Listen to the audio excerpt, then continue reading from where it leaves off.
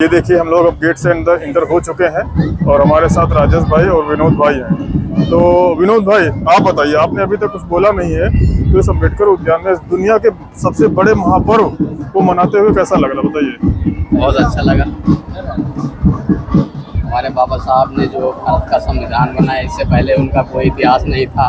और ये हमारे लिए गौरव की बात है जो इतना बड़ा अम्बेडकर स्मारक बना सामाजिक तो हमारे लिए बहुत गर्व की बात है। जी राजेश जी बताएं, इस दुनिया के सबसे बड़े महापर्व को मनाते हुए ये दुनिया का महापर्व है और दुनिया का एक सामाजिक परिवर्तन है और भारत के लिए तो अद्वितीय है आज का दिन कि जिस दिन बाबा साहब जन्म लिए और आज का दिन 134 वर्ष बीत गए हैं। 14 अप्रैल की जयंती हम लोग मना रहे हैं। एक सामाजिक परिवर्तन स्थल है जहां पर मानवर साहब और कुमारी बहन जी और हमारे समाज के बहुत सारे सामाजिक कार्यकर्ता, राजनीतिक कार्यकर्ता और सामाजिक चिंतन, बुद्धिजीवी, अधिवक्ता, वकील और अध्यापक, शिक्षक समाज, अन्य समाज के सभी वर्ग के लोगों ने इस परिवर्तन स्थल का बिना विरोध किए हुए सामाजिक स्थल गोमती नगर में बना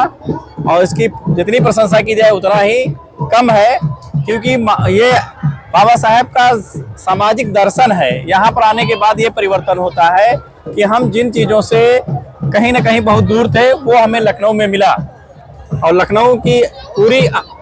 जनता ने इस स्मारक में सुबह शाम हर तरह से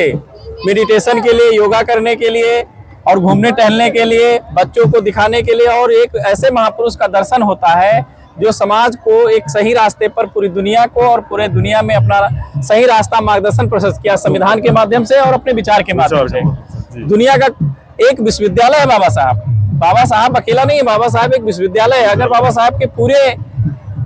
जीवन को अगर हम पढ़ते हैं या उनकी लिखी हुई किताबों को पढ़ते हैं, कार्यों को देखते हैं, तो बाबा साहब एक विश्वविद्यालय से कहीं गुना अधिक बड़े हुए हैं। इसीलिए इनको विश्व का प्रथम और विश्व का प्रथम, भारत का प्रथम नागरिक, अन्य जैसे महान चीजों के नाम से इनका संबोधन किया गया, उपनाम दिए गए, इनकी उपाधियां मिली, पुरस्कार मिले। और सबसे बड़ी बात यह है,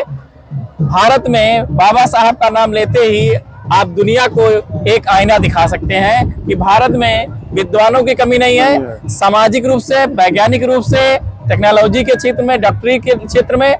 परंतु भारत में एक सबसे बड़ी समस्या जो है जिसको बाबा साहब ने झेला था, विषमता, जातीय विषमता है, ये समाप्त होगी तो भारत दुनिया का विश्व गुरु बनने के लिए सबसे पहले पायदान पर खड़ा होगा। अगर देखा जाए तो भारत विश्व का गुरु बन सकता है जिस दिन हम लोग केवल भारतीय होंगे।